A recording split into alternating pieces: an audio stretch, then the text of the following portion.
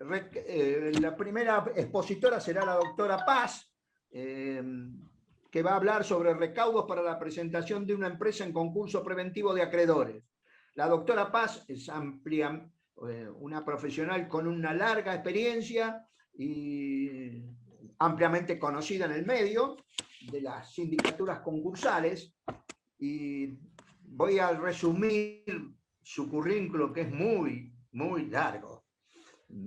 La contadora es contadora pública de la UBA, especialista en ciencia del estudio Paz-Niki Contadores Públicos, y se ha desempeñado como síndica en cientos de concursos y quiebras muy importantes, como por ejemplo Clínica Moreno Sociedad Anónima, el Banco Medifin, San Sebastián Sociedad Anónima, Sanotec Sociedad Anónima, y ha asistido a numerosos cursos, congresos, jornadas.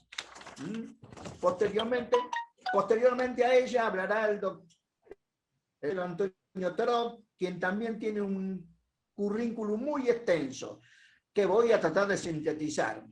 Es ingeniero en informática y analista de informática de la Universidad SEMA, y ha hecho una maestría en criminología forense en la UCES. Es especialista en directorio en...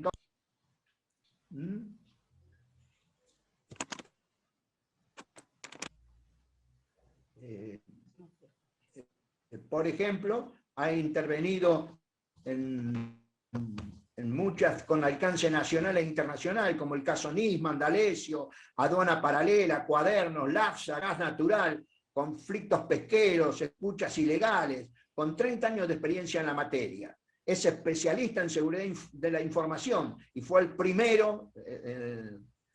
responsable de la seguridad de la información que tuvo la provincia de Buenos Aires y el holding del Banco Provincia, con muy amplia ampliación en gestión de infraestructura tecnológica.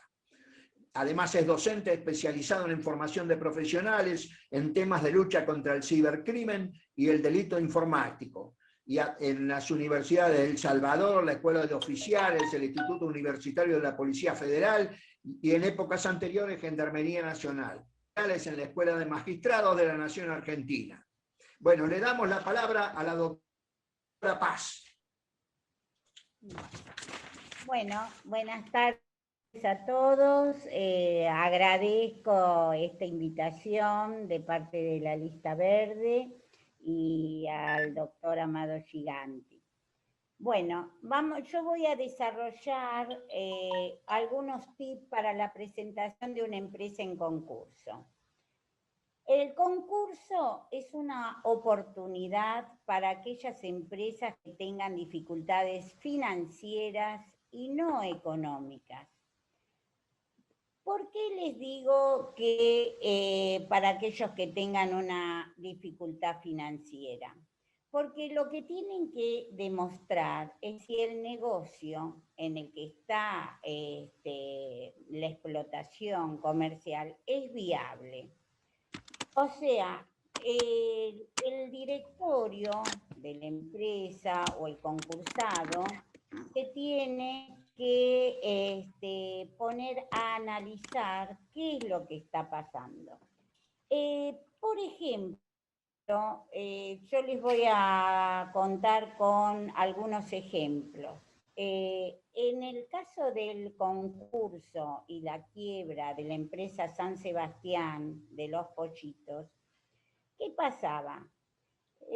Se importaba desde Brasil el pollo mucho más barato de lo que costaba producirlo acá, por una cuestión de sueldos, de traslados, de costos de traslados y demás. Entonces, esta empresa que tenía invertido muchos millones de dólares en plantas, en traer sus materias primas desde el exterior, criarlos en San Luis y demás, en un momento se encontraron que su empresa no era viable. ¿Por qué? Porque la gente compraba el pollo importado desde Brasil que salía más barato. Esto produjo que sus sueldos no se pudieran pagar y sobre todo empezó a sufrir por parte de la FIP embargos, multas, y en ese momento la empresa, ¿qué hizo? Dijo, bueno, yo me concurso, pero no tomó en cuenta que ya no era viable seguir o persistir en una explotación que no daba ninguna rentabilidad. Entonces, esto no tiene nada que ver a veces con la ley de concursos y quiebras, sino cómo se tiene que posicionar. Esto no está en los libros, no está en la ley, sino que nosotros tenemos que ver cómo nos posicionamos. Una cosa es que una empresa no pueda pagar algo y otra cosa es si persisto en un negocio que nunca va a dar ganancias. Y en esta época de pandemia, sobre todo, donde gestionar es muy importante, tenemos que tener esos recaudos. Por ejemplo, la empresa tiene que elegir a un líder. Este líder va a formar un equipo que cuando la empresa tiene dificultades, este equipo va a tener que ayudarlo a gestionar. A veces nosotros, cuando hablamos de gestionar, no le damos la importancia que tiene, porque un equipo cuando gestiona una empresa tiene que ver los recursos económicos, financieros, humanos, los materiales y los tecnológicos. Yo siempre digo que el líder debe planificar al máximo si se presenta en concurso o no se presenta. Y eso depende si está la viabilidad de la explotación. Por ejemplo, yo actué en otro concurso que fue José Ignacio Vázquez, Rematadores de Hacienda. Ellos, ¿qué hacían? Traían toda la hacienda y hacían remates y las vendían. La intermediación en la hacienda, porque la hacienda siempre se produce, ellos no producían hacienda, entonces tuvieron un concurso que en su momento sí tuvieron dificultades financieras, pero como su actividad iba a seguir vigente, utilizaron este tema que es el concurso, se tomaron un tiempo, vendieron un campo que tenían muy grande en Santiago del Estero y pudieron salir adelante. Entonces, lo importante antes de presentar una empresa en concurso es eso, ver la viabilidad del negocio, tener un líder. Y cuando ese líder con el equipo dentro de la empresa fija objetivos, es muy importante también tener un plan estratégico. Un plan estratégico es aquel que tenemos con un plan de marketing que me lleva a una planificación o a unos objetivos que voy a lograr en el término de 3 a 5 años. ¿Qué pasa? Cuando yo tengo ya más o menos mi plan estratégico, lo llevo a un plan de marketing para ver si lo puedo ir cumpliendo. Entonces, quedamos que, vamos teniendo dos cosas, la viabilidad del negocio, el líder y ahora agregamos como tercer elemento el plan estratégico. La empresa va a tener que ver que si tiene deudas, todos sus acreedores van a entrar en conflicto con la empresa. Este líder que va a formar un equipo va a tener que tener mucho carácter para gestionar los conflictos y las complicaciones. A su vez, en un proceso de concurso se incorporan también el tratamiento con los abogados que van a elegir la empresa para que lleve adelante su concurso y lo presente, y también van a tener la intervención del síndico y el juzgado. En esta etapa, el líder va a tener que ser el motivador, que identifique las fortalezas y las oportunidades, o sea, la famosa matriz FODA, que es fortalezas y oportunidades y debilidades y amenazas. ¿Por qué? Porque ahí, en ese momento, es muy importante ver dónde vamos a llevar el concurso adelante. Elegir el domicilio del concurso es algo sumamente importante. O sea, si hay una empresa que tiene su sede social en alguna provincia donde no confían en la justicia, ustedes saben que a veces hay cuestiones de conocimiento, de saber quiénes son, y eso incide en las personas. Muchas veces yo lo que digo es que vean de poner una oficina o una sucursal en algún lugar donde se pueda tramitar el concurso y dicen, bueno, es la sede. Por ejemplo, eso ha pasado con Supermercados Aragone de Mar del Plata, que en vez de tramitar en la ciudad de Mar del Plata, decidió, como es una ciudad chica que a veces se puede tener una justicia más parcial, entonces decidieron tramitar el concurso en Buenos Aires. También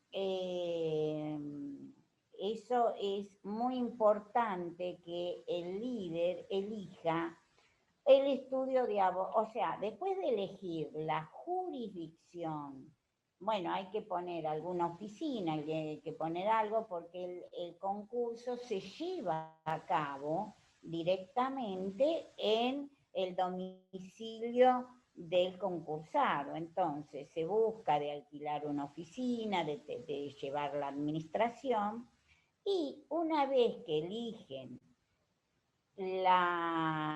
dónde llevarlo, porque hay que tratar que siempre haya juzgados imparciales, ¿sí? O sea, que no haya conocimiento. Yo tuve un caso de Cadesur, que es la cadena hotelera del sur, que ellos tenían su administración en el sur, en Bariloche, y había trabajado un gerente que estuvo 5 años en la gerencia, una persona joven, y a este gerente, como lo habían despedido, un juez laboral le fijó una multa a la empresa y una indemnización que llegaba casi hasta la edad jubilatoria de él, lo cual no era lógico. Bueno, ¿qué pasaba? Que en el juzgado que había caído su juicio en la provincia, lo conocían, entonces era algo desproporcionado a lo que lo que es una indemnización por despido y una indemnización por antigüedad. Bueno, una vez que este equipo y el líder fija todas estas cosas, bueno, empiezan a analizar también qué nos pasa con la cantidad de empleados que hay en la empresa. O sea, ya fijamos la jurisdicción, vieron algunas, o sea, fijaron el equipo que lo tiene que llevar adelante y ahora se analiza la cantidad de empleados. ¿Qué me pasa si yo tengo una cantidad de empleados tal que sus indemnizaciones por despido, ¿sí? Superan los bienes que yo puedo tener afectados a la empresa? Ustedes saben que los juicios postconcursales se tienen que pagar porque la deuda postconcursal, si no se paga, provoca la quiebra del concursado. Entonces, ese es otro de los temas que hay que mirar muy bien, porque yo creo que en ese momento hay que ver, si yo tengo 1000 empleados y los bienes que tengo no alcanzan para responder a las indemnizaciones, no van a alcanzar,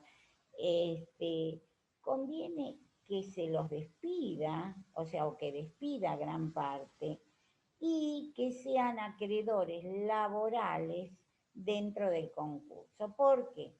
Porque, ¿qué pasa? Si yo me quedo con muchos empleados y no tengo bienes o no tengo fondos para poder afrontar, ellos por cualquier cosa se pueden dar por agraviados, por despedidos, y al conformar una deuda postconcursal, yo la tengo que pagar. Ahí, y saco de los recursos que tengo mucho dinero para afrontar esas deudas. Entonces, bueno, muchas veces los sindicatos también presionan bastante, entonces el equipo va a tener que evaluar con qué empleados me puedo quedar y a su vez también tener en consideración el pronto pago laboral que está previsto en el artículo 16. Y después otra de las cosas que tienen que ver la gente antes de presentarse a un concurso es los impuestos. Yo me he encontrado con muchos impuestos que a veces han venido a verificar y que no se han controlado y que cobran cualquier monto porque no están bien calculados. Entonces, como nosotros tenemos que los intereses en el momento de la presentación en concurso se suspenden por todo título, excepto aquellos intereses provenientes de créditos hipotecarios o prendarios, tenemos que ver bien qué nos está calculando la FIP, ingresos brutos y demás. A su vez, si hay alguna cuestión que nosotros tenemos, que hemos vendido, supónganse, es una empresa que vendió terrenos y los vendió en dólares, al momento de presentación en concurso o al momento de que el síndico haga el informe, tienen que estar convertidos en moneda de curso legal, porque el concurso les pide esas dos cosas, o sea, va a pedir la moneda de curso legal y va a pedir también que no se cobren más intereses. Bueno, una de las cosas que nos pasa es que el concursado dentro de este proceso no va a poder disponer de sus bienes registrables, o sea, no van a poder vender autos, no van a poder vender propiedades o cualquier otro bien registrable. Entonces, lo único que se puede llegar a pedir un permiso es para sacar alguna hipoteca para tener para capital de trabajo. por lo cual también eso son cosas que se tienen que evaluar si nosotros vamos a tener un negocio viable dentro del concurso para salir adelante y pagar. Yo les quería contar, porque todo esto es algo que estaba fuera de la ley, que a veces las empresas que se concursan no lo tienen en cuenta y después, o porque los empleados se consideran despedidos y piden el pronto pago laboral, las van llevando a la quiebra, estas cosas tienen mucha importancia. El artículo 11 de la ley dice todo lo que tiene que presentar el concursado, y nunca se puede ofrecer menos de, o sea, cuando nosotros entramos a un concurso podemos ofrecer una quita y una disminución del crédito, pero nunca se puede ofrecer menos que un 40%. Eso no está previsto. Y otra de las cosas también que nosotros debemos considerar, el artículo 41 de la ley 24.522, que es la ley de concurso, establece 3 categorías mínimas de acreedores, que son quirografarios laborales, privilegiados. Yo lo que en general se aconseja es que cuando voy a hacer la categorización tiene que tener estas 3 como mínimo, pero muchas veces puedo dividir, yo aconsejo dividir las deudas de AFIP, porque ellos en general dan las 120 cuotas a todos los concursados, y es más fácil obtener todas las conformidades. Bueno, hasta aquí mi exposición, porque no quiero pasarme del horario, que era creo que 5:30, y le doy la palabra al ingeniero Toro y quedo después dispuesta para las preguntas que alguno tenga. Muchísimas gracias, Susana. ¿Me escuchan bien allí? Bueno, muchísimas gracias. La verdad que es un gusto muy grande. Gracias a los integrantes de la Lista Verde que me invitan a este evento. Gracias, es un honor que José Casino nos haya presentado. Sinceramente todo es un honor en este día, porque fue una gran alegría conocerla a Susana, ver la energía que ella le pone a todas las cosas. Y la verdad que es un momento muy lindo poder compartir con ustedes. Comparto lo que decía José, los profesionales informáticos hoy en día trabajamos muy en conjunto con los profesionales de ciencias económicas. Yo hace 30 años que hago pericias, y en estos 30 años, digamos, he visto de todo, ¿no? He visto desde épocas que simplemente la computadora era un elemento que, digamos, que cuando aparecía en una quiebra o en algo, y yo acompañaba al contador, era algo que me decían, bueno, fíjate, a ver qué puedes sacar de ahí. O por ejemplo, las primeras causas en las cuales íbamos en conjunto, realmente no era ni siquiera referencial lo que hacíamos los informáticos, porque en definitiva hasta la ley 26.388, que es del año 2008, que en el artículo primero le da al documento digital la misma entidad que al documento hológrafo, uno podía tener un disco lleno de información de una empresa o de lo que fuera, y no era probatorio. Y una planillita hecha en una hoja así manuscrita, eso sí. Y a veces se perdía, a veces no, siempre, con esas condiciones se perdía la riqueza de la información. El camino fue largo porque el tema forense, ¿no? Este tema en general de la actividad forense, viene a suplir, digamos así, a ayudar en ese vacío tan grande, y es que el juez entiende de todas las cosas de su propia jurisdicción. A nosotros nos dicen, bueno, el juez es el que tiene que decidir. Y hoy en día, por lo menos, tenemos distribuidos en una cantidad importante de fueros, y en función de esos fueros al menos hay una especialización, al menos en la cuestión de fondo. Quienes somos un poco más grandes nos acordamos de cómo era y cómo siguió siendo hasta hace poco, incluso en muchas provincias, que había un juez que podía entender de muchísimas cosas al mismo tiempo, ¿no es cierto? Y de repente, quien entiende de todo, no entiende de nada, ¿no? Porque le falta la idoneidad.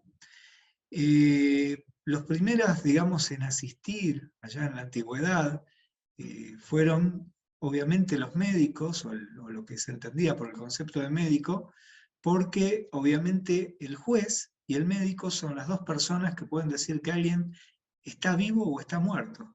¿Y usted era un juez también? Claro que sí.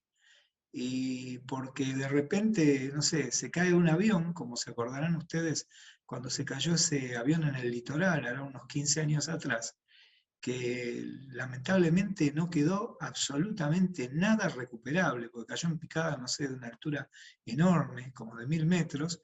Entonces, es el juez el que en algún momento tiene que declarar muerto a determinada persona, o lo mismo en la guerra, o lo mismo en determinadas crisis, para precisamente todos estos derechos hereditarios, todas estas cuestiones que también tienen que ver con los temas de empresas que nos decía Susana, ¿no? Porque un poderoso empresario que de repente desaparece y por años no se sabe nada, y bueno, las empresas tienen que continuar, los herederos tienen que hacerse cargo de los bienes, hay que seguirle dando trabajo a la gente, y bueno, alguien tiene que decir la vida hacia adelante. Y ahí está el juez. Entonces estaban los médicos. Y los otros que seguían, digamos así, en aquel tiempo no éramos los informáticos, sino precisamente quienes cumplían funciones de agrimensura. Porque en cuanto la gente se hizo sedentaria, empezaron a decir, bueno, desde la piedra esta oscura hasta donde está esa barranca que sale al río, es el terreno de Juan, y desde donde desemboca el arroyo, ahí termina el terreno de Juan y empieza el de Pedro. Entonces alguien tenía que entender. Y fue avanzando. ¿Y por qué fue avanzando? Porque el derecho es una cuestión que está en la vida diaria nuestra. El derecho es una cuestión que es precisamente inherente al hombre, ¿no? Como la libertad. Hoy en día que a veces en diversos temas, y no entrando en temas así de política doméstica, sino en los valores más profundos del hombre está precisamente el tema de la libertad y el derecho, y bueno, y la justicia está acompañando esas cosas. Y en ese derecho estaba, por ejemplo, el derecho precisamente de los bienes, el derecho, lo que nos dice Susana de los concursos, cuántas fuentes de trabajo se salvaron precisamente por un concurso, porque evitamos que una empresa que le cambiaron totalmente las reglas de juego, como eso que contaba Susana con Cargill, por ejemplo, por lo menos existe la manera, si hay buena voluntad, si no hay dolo, de seguir adelante y de avanzar. Y la informática se fue haciendo parte de nuestra vida diaria. ¿Quién hoy en día, en este año y pico de pesadilla que venimos viviendo, de situaciones espantosas, ya creo que hoy en día ya no hay nadie que no recuerde a una persona que partió, o que no tenga al menos alguien cerca que le haya pasado mal con el COVID? No digo positivos todos conocemos, y quizá alguno de los que está acá ya la pasó. Pero ¿quién no ha vivido de cerca eso? Y bueno, y el tema de que en un momento pasaba desapercibido, como era, por ejemplo, los sistemas, lo que nosotros técnicamente llamamos los sistemas de mensajería instantánea, como puede ser WhatsApp, como puede ser Telegram, como puede ser el mismo SMS, las redes sociales, estos sistemas de teleconferencia como el que estamos usando nosotros ahora, el Zoom, todo este tipo de situaciones nos han dado la posibilidad de que en medio de esta crisis increíble, realmente increíble, podamos salir adelante. Incluso en muchos aspectos, no solamente desde lo que fue romper el aislamiento y poder acceder a dar directivas de salud y de educación, los que somos docentes, hoy en día estamos todos hechos unos expertos en todas estas situaciones, sino que también en lo que respecta al tema laboral, al tema económico. Mucho de la economía, quizás es un trabajo de ustedes, los de las ciencias económicas, ahondar, pensar realmente, quizá cuando pase la tormenta, porque ahora todavía los datos son confusos, pero cuando pase la tormenta van a poder decir ustedes, mira, teníamos con una economía mundial, nacional, de una determinada región, de mi propia ciudad, donde sea, que veníamos con tal tipo de manejo. Y de repente se muere el mundo, se quiebra la posibilidad de ir a trabajar. Y gracias al teletrabajo, gracias a las muchas conferencias, no conferencias así ilustrativas o educativas, sino conferencias a nivel reuniones de trabajo, mucha actividad profesional que se puede desarrollar de esta manera. Mira, la economía se sustentó y llegó a, no sé, ustedes dirán, yo no puedo hacer alquimia, no puedo tampoco hacer, no soy Tuzán para decir quedó el tanto por ciento, pero indudablemente hay un porcentaje que siguió adelante por eso. A muchos profesionales como nosotros, incluso me incluyo y sé por Susana también, porque también lo hablé con ella, muchos de nosotros de repente estamos hasta con más productividad que antes. Y yo lo veo lógico, ¿no? O sea, nosotros antes de repente de una reunión a otra nos desplazábamos, teníamos capaz media hora de viaje, llegás, 15 minutos de rotura de hielo, ya sea por esperar o porque tenés que hablar del tiempo, del clima, del partido de ayer, de lo que fuera, hasta entrar. Y después necesitabas cortar la reunión y tener que salir corriendo para la siguiente. Hoy en día cualquiera de nosotros sabe que entra a tal hora una reunión, siendo una persona formal, sale a tal hora, tiene el material, lo comparte y sigue adelante. Ahora, yo les decía que todo esto forma parte de la vida diaria. La informática pasó a ser parte de la vida diaria. Cualquiera de nosotros se comunica, se convirtió en un experto hablando por WhatsApp o teniendo videollamadas con los nietos, los hijos. Todos nosotros hoy en día hablamos con nuestros clientes, compartimos cosas, nos manejamos en un montón de cosas, hasta los propios escribanos tienen un protocolo para poder trabajar a la distancia. Aquellos que tienen que dar fe de nuestros actos ya se adaptaron en algunos aspectos a esta nueva modalidad. Y claro, como decía cierta persona de la televisión, y voy a tomar un traguito de té si no les molesta, tapé la imagen porque es un barco, un crucero, y no quiero que ninguno se ponga a sufrir de que nadie se puede ir ahora de viaje. Pronto vamos a ir.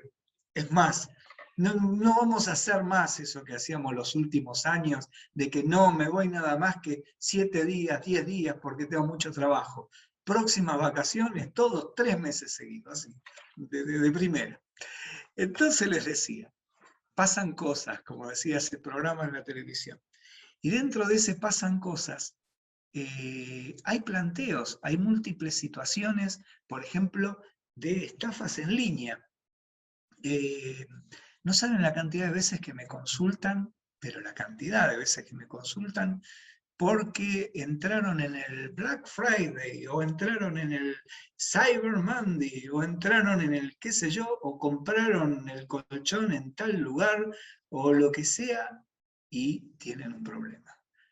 Y el problema es un problema que, digamos, ustedes, sobre todo los profesionales, los contadores públicos, digamos, no toda la gama de profesionales de ciencias económicas, sino particularmente los contadores públicos, lo viven a diario, ¿no? Este tema de la informalidad en cuanto a lo que son el manejo, es a veces de manera insólita, ¿no? El otro día en una causa escuchaba a una persona que se quejaba no porque había estafado poniendo un logo que no le correspondía, sino porque les molestó porque puse el logo. Y sí, si no tenés, ¿qué personería estás invocando? ¿De qué estás diciendo?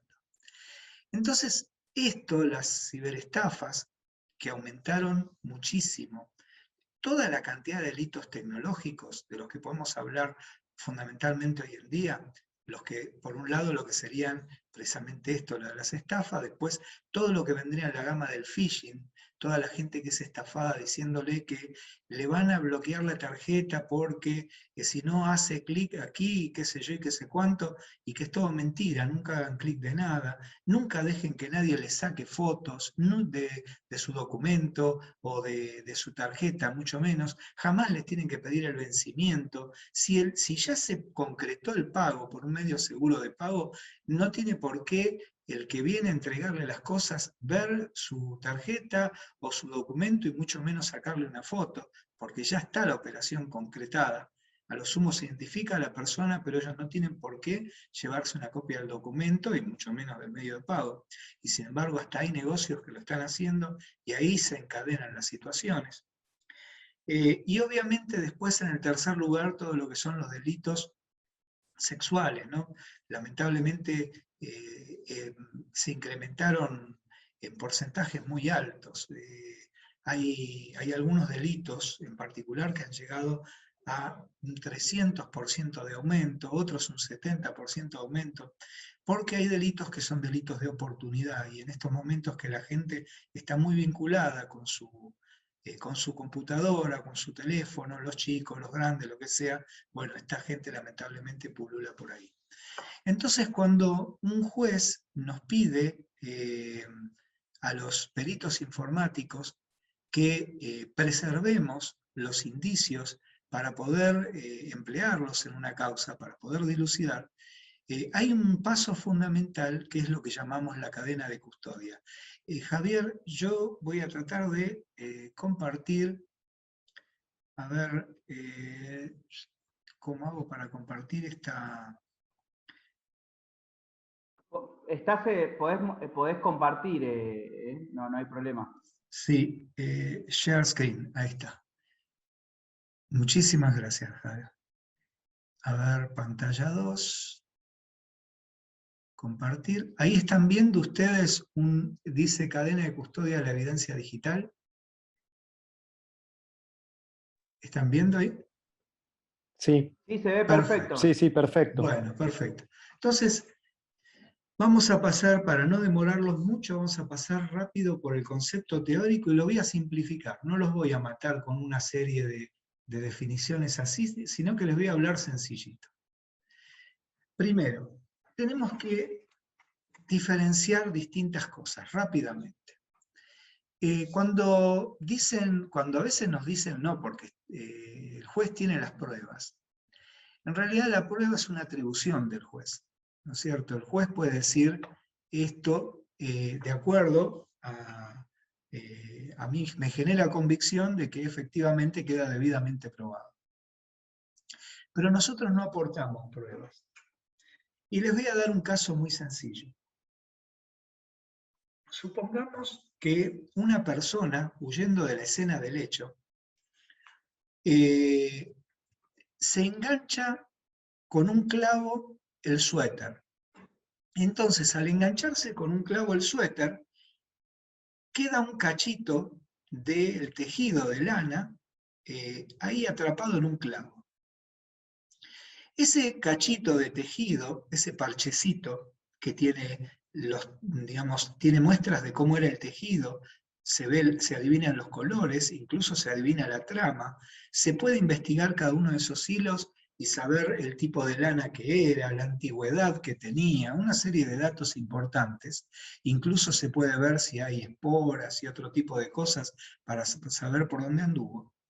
Eso tampoco es prueba, ni siquiera es evidencia, eso es un indicio. Un indicio, digamos así, es un dato simple que puede tener mayor o menor entidad para probar algo. Por ejemplo, supongamos que ustedes en una quiebra encuentran un ticket por ahí que no tenía nada que ver. Y ese ticket ahí suelto, eso no es la evidencia probatoria. La evidencia es una conclusión a la cual uno llega por una combinación de elementos. Y se los voy a explicar con una definición de una filósofa entendida muy importante. Ahora ya se los voy a decir quién es. Primero les termino de explicar qué es el indicio.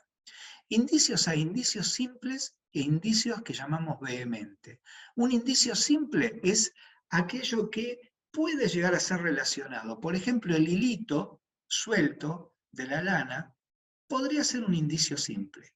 Ese parche, que si yo lo sumo, encuentro el pullover de esta persona, el suéter, y veo que casualmente da con el corte, da con todo, bueno, ese es un indicio vehemente, es un indicio que según la normativa vigente da lo que llama semiplena prueba. Ahí ya hay una convicción más o menos fuerte. Ahora, ¿cómo es que llegamos a la evidencia? Y yo les dije que les iba a hablar de la evidencia de acuerdo a una filósofa muy importante. ¿Quién era esa filósofa? Mi abuela. Resulta que mi abuela, yo sigo viviendo en Barracas, por el Parque Pereira, pero antes vivía a media cuadra de las vías, cuando era chiquitito, de las vías del ferrocarril Roca, esas vías elevadas, ese terraplén que hay. Los chicos más jóvenes que están acá, Javier y compañía, nunca vieron en su vida más que en un museo una locomotora de carbón, de coque, pero bueno, nosotros sí, vamos a decir que la vimos en una película o en YouTube.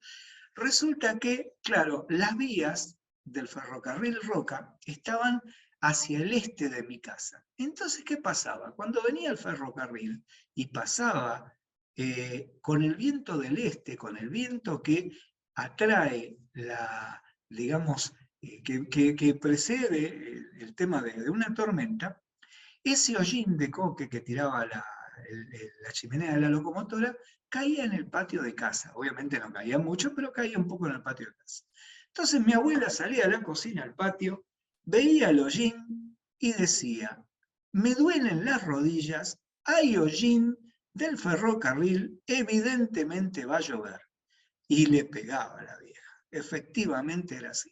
O sea, la evidencia es una combinatoria de elementos, de indicios probatorios que nos permiten tener una convicción aproximada acerca de los hechos.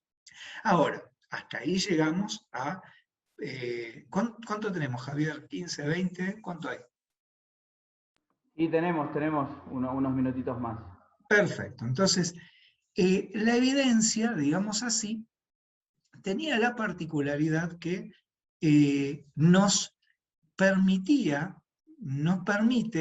tener una noción de los hechos que pasaron. Ahora, ustedes vieron que si ustedes guardan un balance de una empresa 40, 60 años en una caja, cuando lo vuelven a sacar, más allá de que si no hubo ningún roedor, ni agua, ni nada, se ve bastante bien.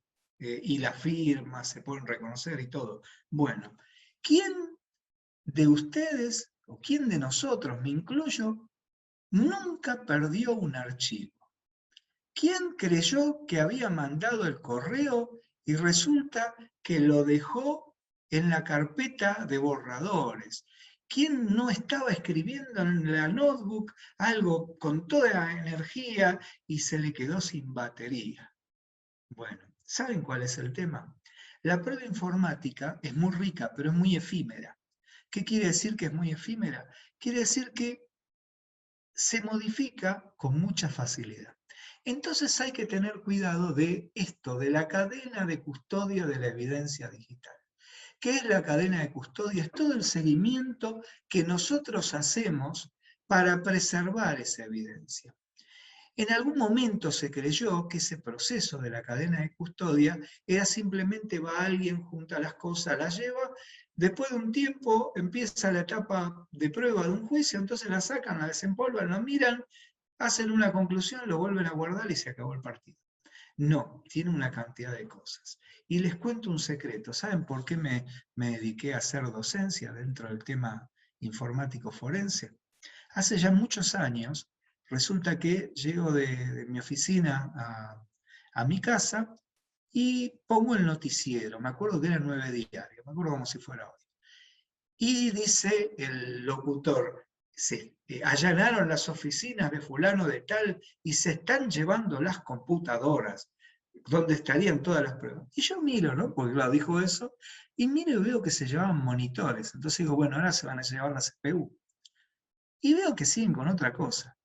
Entonces, al otro día, llamo a un responsable de esa policía, una policía en particular, y digo, escúchame, ¿puede ser que no se llevaron la CPU de tal lugar? Sí, qué desastre, esta gente, son todos unos ignorantes. Bueno, a partir de ahí creí necesario ilustrar. Entonces vamos rápidamente a ver, yo voy a tratar de llegar a la primera de los pasos para ver rápidamente en el tiempo que nos queda cuáles son las etapas de esa cadena de custodia, porque para que no nos llevemos los monitores cuando queremos probar, como le toca a veces a Susana y a muchos de ustedes, una quiebra. ¿Están viendo la pantalla bien? Entonces la primera de las etapas de la cadena de custodia es el perímetro, resguardar. Es fundamental el resguardo. ¿Por qué? Porque si donde sucede algo puede entrar y salir cualquiera, eso es fiesta, pasa cualquier cosa.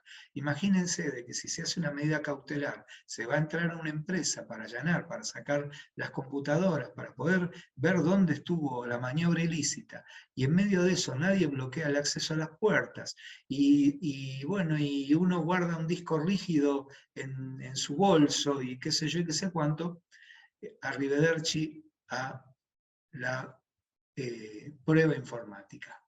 Entonces el perímetro es fundamental, el perímetro y la inmovilización de los elementos y de la gente. A mí cuando me toca participar en una medida cautelar, por supuesto, más allá del respeto y del cuidado que uno tiene que tener con la gente, le digo, miren, no lo tomen a mal, aléjense de los escritorios, nadie toca ni su notebook, ni su celular, ni nada. ¿Y por qué digo el celular?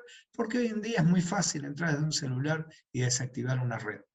Entonces el perímetro comprende todos esos resguardos, ¿no es cierto? Segundo, la detección, detectar qué es lo que puede ser probatorio, no llevarnos los monitores como en la noticia esa de 9 Diario.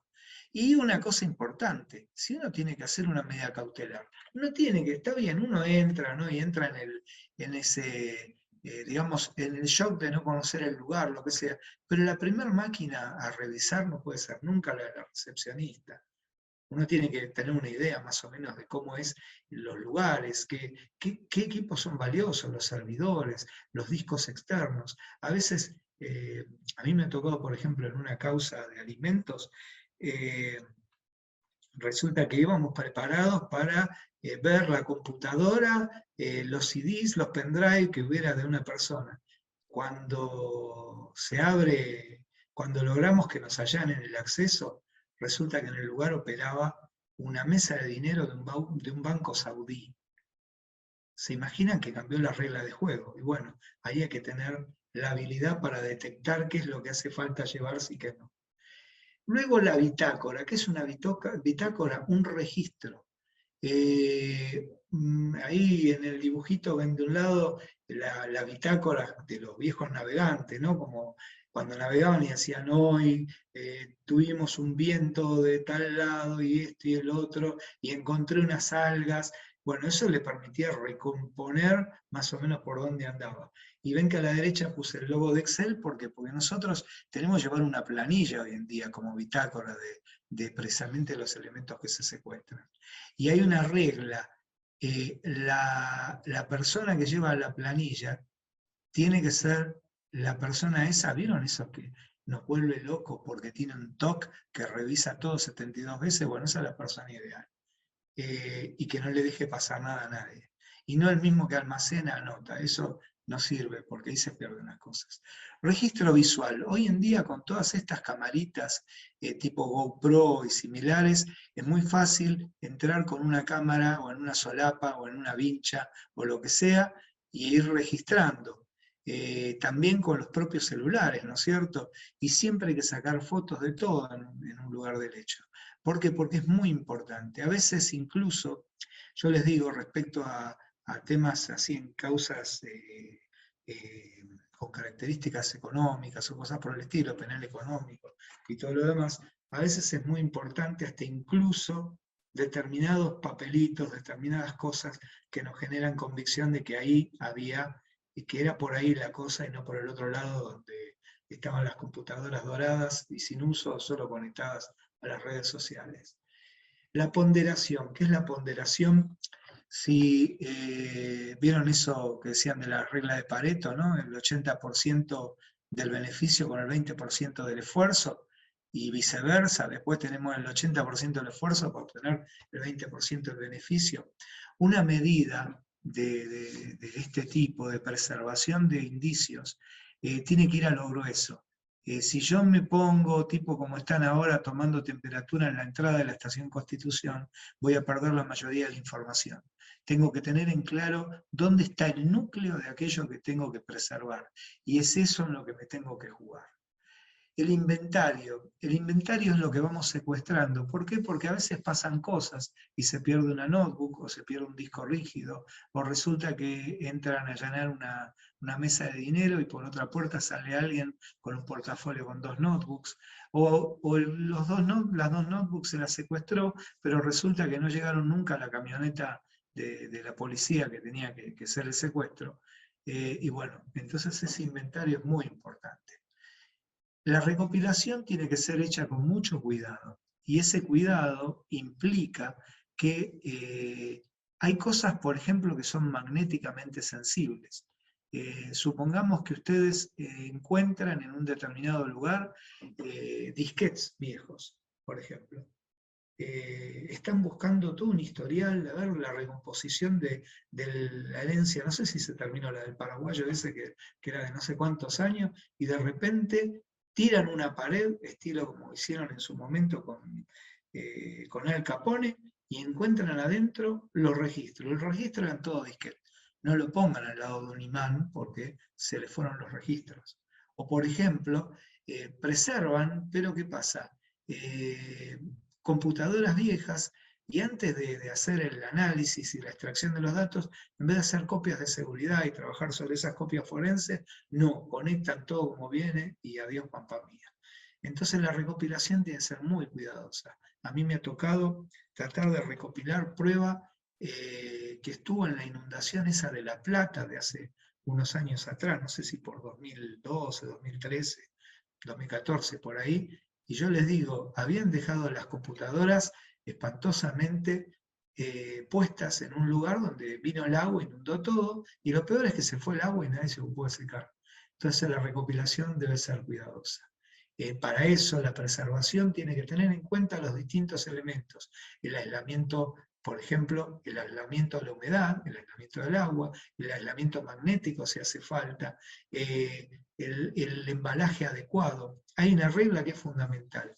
Cuanto más chico es el elemento, más grande tiene que ser el embalaje. Si se hace una medida cautelar en un lugar y aparece un pendrive sobre el escritorio, pónganlo en un cartón tamaño de una caja de camisa y en la caja de camisa y bien cerrado, porque las cosas que se guardan fáciles desaparecen fáciles en una escena del hecho. Copias de trabajo, nunca hay que admitir, nunca hay que permitir bajo ningún aspecto que se trabaje sobre la copia original. Cuando ustedes impulsen una causa, por ejemplo, por una quiebra o cosa por el estilo, y venga el perito oficial y les pida plata para comprar 3 discos externos, denle la plata, porque saben que si no, el perito va a usar el propio disco de la computadora y ahí se pierde un montón de información. Toda la información que, por ejemplo, que estaba borrada pero no eliminada, que estaba todavía latente, se puede perder porque se sobreescribe. ¿Y quién pierde? Entonces hay que trabajar con copias de trabajo, y esas copias de trabajo tienen que bloquear el original para que el original no sufra modificaciones, para que siempre siga íntegro. Entonces, cuando ustedes vean que un perito informático va a hacer trabajar en la pericia y va a hacer una copia, lo primero díganle, perdona, ¿me estás usando un bloqueador sobre el original? Y la respuesta tiene que ser sí, si no, no le dejen tocar la evidencia. El embalaje, como les decía, con diversos elementos. A veces no tenemos acá, como en Estados Unidos, cosas extraordinarias, ¿no? Como fajas, esas void, esas que uno le saca cuando quiere sacar un cachito que da la parte de atrás, que en lenguaje de bailanta, cuando ustedes sacan el void significa fuiste, perdiste. Entonces, lo que hay que hacer es tener fajas y no empaquetar con cinta que se desarma o pegar con plasticola que con un poco de vapor se saca. Tiene que haber niveles de seguridad. Eso da para una charla larga en curso, pero bueno, al menos créanme, tengan sana convicción respecto a esto que les digo. La disposición. Los elementos se tienen que manejar con cuidado. Cuando se hace el análisis, por ejemplo, de las computadoras, no se puede manejar de tal manera que entre y salga cualquiera, ponemos una parada del colectivo, un teléfono público o una maquinita expendedora de café. Tiene que estar en un recinto resguardado, se tiene que sacar de las cajas de preservación exclusivamente el elemento que se analice y volver a guardar, las mesas tienen que estar limpias, el que manipule los elementos tiene que ser el perito oficial o de oficio. Las partes, los peritos parten un paso más atrás, y de acuerdo al 262 del Código Procesal Penal de la Nación, los abogados tomando café en la esquina. Y perdón los abogados que puedan estar aquí presentes, pero a veces interferimos en las causas y hacemos grandes líos. La alícuota. ¿Qué es la alícuota? Una alícuota es una parte representativa del todo. Entonces a veces es una parte que sacrificamos de la prueba para poder saber que lo que tenemos ahí es exactamente lo que decimos. Supongamos, por ejemplo, que hablamos de estafas en cajeros automáticos. Y en las estafas en cajeros automáticos hay mini camaritas que son del tamaño, imagínense, 2 pendrive, o sea, un pendrive apilado arriba de otro, y que se comunican incluso con un chip SIM, como cualquier teléfono. Entonces en una tabla que de esas, en esa platina, ese plástico que está arriba del monitor, caben 4, o sea que le ven la pantalla, ven la contraseña, ven todo.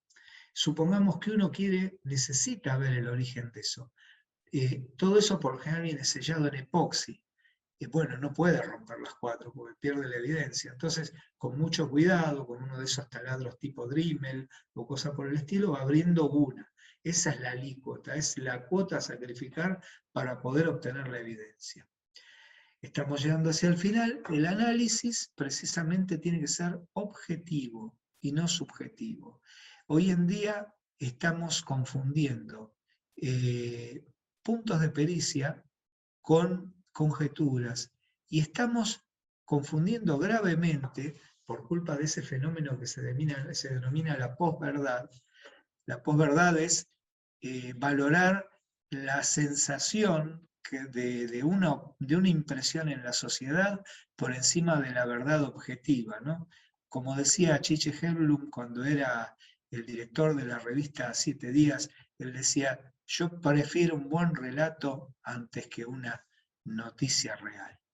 Y hace poco en una entrevista que me hizo, y hablábamos de una causa con una situación así, dice, qué barbaridad. Le digo, mira, esa barbaridad, ¿te acordás cuando vos decías esa frase? Y dice, sí, esa frase era mía. Y bueno, entonces el análisis tiene que ser objetivo, partir de premisas concretas, tomar los elementos, ponderarlos, como dijimos, clasificarlos, ver cuál es la influencia, y armar, ¿saben qué? El relato objetivo. ¿Qué es esto?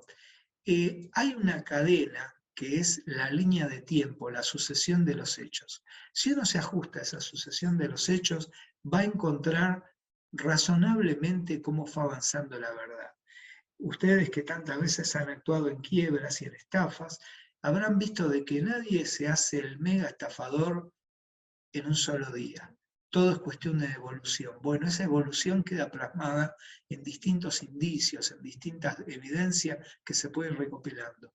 Y eso en el fondo nos termina dando la verdad jurídica. ¿Qué es la verdad jurídica? Es lo que se puede probar de la verdad objetiva, que a diferencia de la verdad subjetiva, esa que parte de mi opinión, aunque yo no sepa realmente lo que pasó, pero que me parece que realmente fue así, esa no nos conduce a la verdad, y mucho menos a la administración de justicia.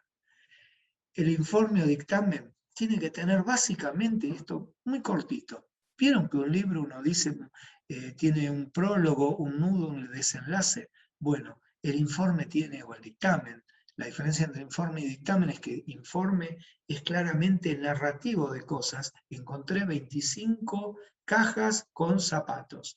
En cambio, el dictamen, encontré lo que parece ser una fábrica de calzado, por cuanto había tal tipo de maquinaria, tal otra, etc. El dictamen está acompañado, además de los indicios, de una opinión profesional calificada. Y se da para todos nuestros rubros. Ahora, ante todo, el primer punto en el planteo, hay que poner claramente cuáles son los objetivos de la búsqueda, qué es lo que queremos buscar. No se puede buscar todo de todo, ni siquiera en un allanamiento. Entonces uno pone primero los puntos de pericia, lo que quiere recopilar y cómo lo quiere analizar, y qué es lo que quiere probar y cómo lo quiere probar. Luego, ¿no es cierto?, en el cuerpo principal de lo que sería el informe, hay que mostrar cómo los distintos elementos nos pueden llevar en forma concordante o no, o descartados, respecto a aquello que se quiere probar. Y por último, esas conclusiones, que las conclusiones tienen que salir claramente de lo que fue el desarrollo de la pericia. Y la custodia, ¿qué es la custodia? Todos vimos que, bueno, terminó una instrucción, una primera etapa, y todo el mundo pide que le devuelvan sus elementos. Hay particularidades, como por ejemplo las causas de abuso o las causas de violencia de género o de acoso, que sería muy positivo que se hicieran, que hubiera lugares dentro de lo que es Ministerio Público y las fuerzas para poder obtener, por ejemplo, la información de las computadoras y los celulares de esas víctimas y devolvérsela inmediatamente. ¿Por qué? Porque hay muchas denuncias que no se hacen porque la persona no se quiere quedar sin su único celular o sin su única computadora. Ahora, a diferencia de eso, cuando estamos hablando de un tipo de causa, por ejemplo, una quiebra, una estafa, lo que fuera, esa evidencia tiene que ser debidamente resguardada hasta que terminen las instancias de apelación, porque siempre puede aparecer algo nuevo, siempre. Y por último viene o la devolución, cuando termina, o la destrucción. Y hay un paso intermedio entre devolución y destrucción, que es donar los elementos. Por ejemplo, en una causa de pedofilia, esas computadoras después se le hace lo que llama un proceso de borrado seguro y se pueden donar. Los DVDs que tenían la pedofilia se destruyen. Ahora, a los individuos de a pie, sean particulares o empresas o lo que fuera, hay que devolverles sus cosas. Por eso, la pericia tiene que ser hecha con la mayor precisión posible. Bueno, muchas gracias a todos, les agradezco esta oportunidad. Ahí tienen mi Twitter, es @MarceloToroc, y en YouTube, Marcelo Toroc, canal oficial. Ahí hay un montón de cursos que siempre publico. Quiero agradecerles, y es un honor, y ojalá lleguemos a eso que decía el valoradísimo José Casino, ojalá que lleguemos a esa cuestión de los informáticos que hoy en día estamos trabajando tan en conjunto, tan hermanados con los profesionales de ciencias económicas, podamos ser matriculados de pleno derecho, cuestión de poder armar estrategias conjuntas que van a ser para beneficio de todos. Y en el caso, por ejemplo, pericial, para beneficio de la justicia y de todos, porque todos somos requerentes de justicia. Muchas gracias a todos y voy a dejar de compartir, así vuelvo al salón.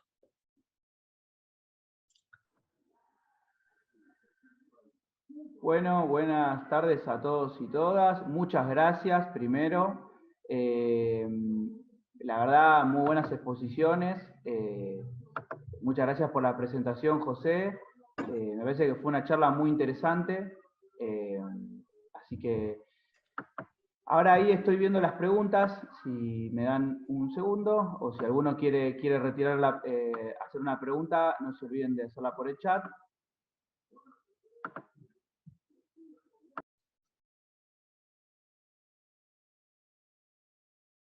Me parece que fue perfecta la charla porque no hay muchas preguntas.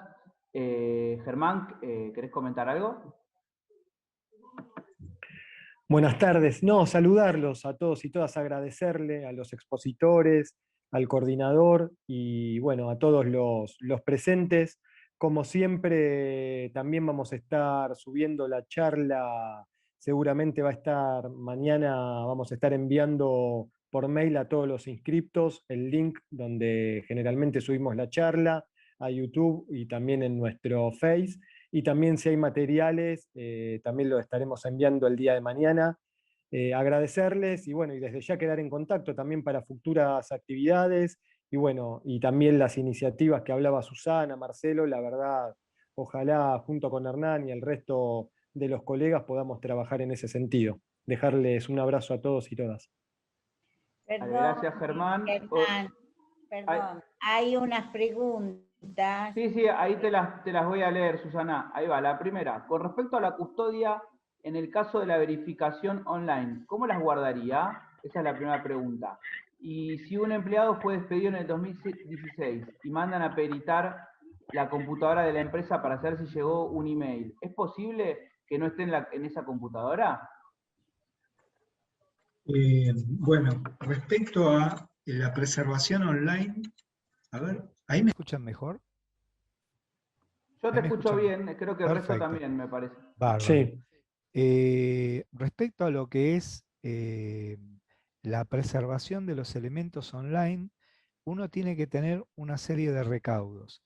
El primero de los recaudos es verificar la veracidad de la fuente. ¿Qué quiere decir esto? Es muy fácil engañar, de decir que algo está en Internet y en realidad está local en una computadora, o decir accedo al sitio de Coca-Cola, por ejemplo, y en realidad está accediendo a otro sitio falso, ¿no es cierto? Ustedes habrán visto que cuando alguien invoca, por ejemplo, no sé, la tarjeta Mastercard, en realidad no acceden en las estafas al sitio de Mastercard, sino que accede a un sitio fraudulento. Entonces, la primera labor del perito es verificar que ese sitio efectivamente existe. Y después existe una serie de formas de preservar la documentación. Lo que no hay que hacer nunca es cometer el error de decirle al escribano, mire, acceda a esto, fíjese, ve que acá me están agraviando, y el escribano solo dar fe. Porque, por ejemplo, hubo hace muchos años una causa entre Isenbeck y Quilmes, en la cual una de las dos usó una frase de la otra, que la tenía registrada, y le pidieron a un escribano que preserve lo que veía en la pantalla. Entonces él preservó la frase. Pero ¿cuál fue el problema? Resulta que la otra parte, digamos así, presentó un perito en informática que hizo una pregunta muy sencilla. ¿Con qué idoneidad verificó que los datos efectivamente estaban en el sitio web que afirmaba haber visto el escribano y no en la propia computadora que le exhibieron? Y no supo cómo decirlo. Entonces, lo primero es verificar y lo segundo es descargar de manera adecuada. Una de las formas adecuadas de descargar consiste en tomar distintas modalidades. La primera, se toma la página en forma integral, como si fuera un archivo, ¿vieron? Como el PDF. Eso es lo que llama un archivo web de archivo único.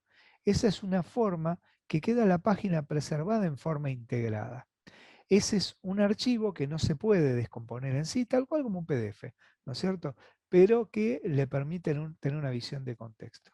El segundo es, de ser posible, el descargue de la página con sus, digamos, con sus archivos componentes. Imagínense esto como si una página web fuera un rompecabezas, entonces uno junta cada una de las piezas de ese rompecabezas y el ordenador, que es el archivo de indexado, ¿no es cierto? Entonces uno copia eso y es la segunda, pero no es que tengo o una opción o la otra, hay que tener todas las variables posibles. La tercera, por supuesto, es una impresión PDF, pero para resguardar, no para, digamos, para simplemente bajarlo así nomás y punto. Eso respecto a lo que es la parte de la evidencia en línea. Dentro de lo que es la evidencia en línea,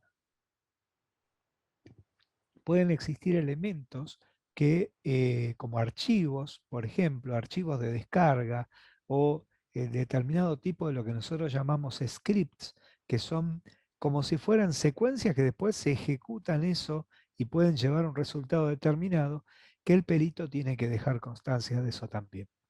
La otra, ¿cuál era, Javier? Perdón, la otra pregunta.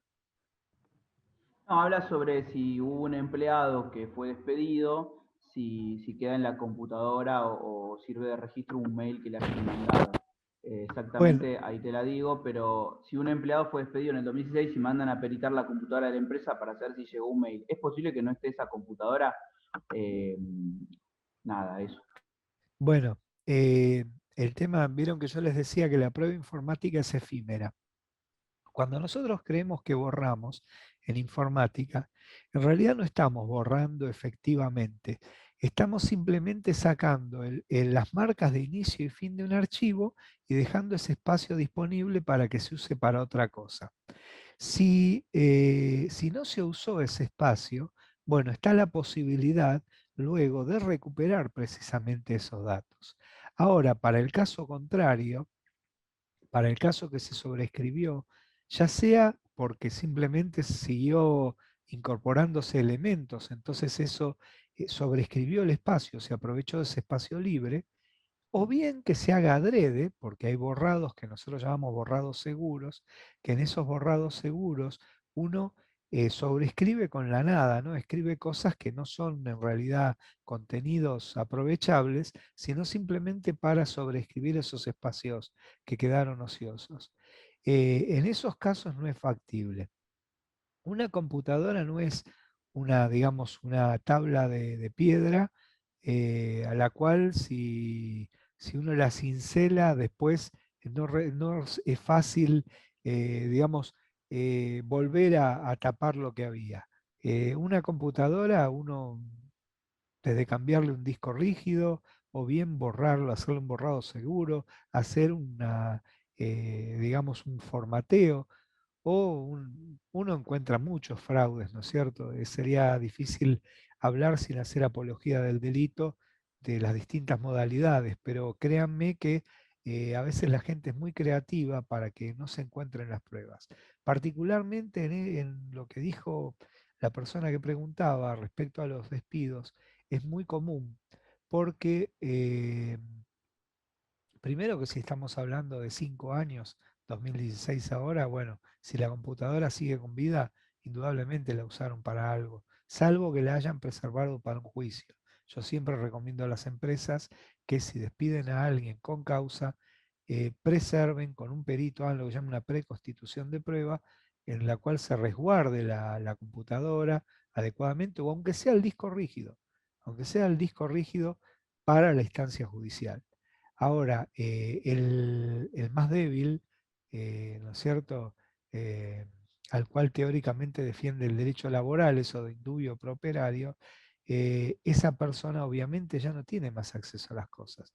Por eso hay que tomar una serie de resguardos cuando uno piensa que lo están por despedir, porque después esa información tiene que considerar que, salvo que estemos hablando de una empresa por regulaciones, como pueden ser los bancos, por ejemplo, o por propios códigos de ética internos, por lo general las cosas con el tiempo van desapareciendo. Bien, muy bien, muchas gracias. Y hay una pregunta más para Susana, de un colega. La estoy leyendo en otro lado porque está en Facebook. ¿Por qué crees que cada vez se anotan menos síndicos en el consejo profesional? ¿Dejó de ser rentable el trabajo? ¿Es difícil cobrar los honorarios? ¿Demasiadas responsabilidades? ¿Cuál es la razón? El colega amigo lo dijo, Hernán Granda. Bueno, en realidad la tarea de la sindicatura, ustedes saben que está dividida en dos tipos de estudios. Está el estudio A, que tiene grandes concursos, y están los estudios B, que tienen pequeños concursos. En realidad la sindicatura B muchas veces, porque toma, por ejemplo, ha tocado mucha gente que le pide la quiebra a un portero o a un empleado, o pide la quiebra y hay un auto. Entonces, ¿qué pasa? El síndico tiene que pagar la cochera de ese auto hasta que se remate, y realmente por eso no se han cubierto todos los casos, porque los honorarios no reflejan la labor profesional y el tiempo dedicado a eso. Hoy en día, y gracias a Dios, por eso compartimos la charla con el ingeniero Toros, hay una cuestión muy virtual. Fíjense que desde el año pasado todos los concursos se presentan a través de internet. Hay algún juzgado que muchas veces pide, bueno, me acercan una copia, pero hoy prácticamente la internet ha suplido el papel, y gracias a Dios todos los profesionales desde aquí, desde un escritorio, podemos ver, podemos trabajar. La pandemia nos llevó de repente a tener que reinventarnos, aunque tenemos muchísimo más trabajo. Bueno, todos los colegas saben que cada vez estamos con un cúmulo más grande de trabajo. Y es cierto, para los estudios B no es muy rentable el tema. En los estudios A, que son los grandes concursos, ¿qué pasa? Ya todo en el nivel de la verificación y del cobro de honorarios, al ser grandes concursos, ya tenemos más honorarios a cobrar. Espero haber sido clara con eso. Yo creo que sí.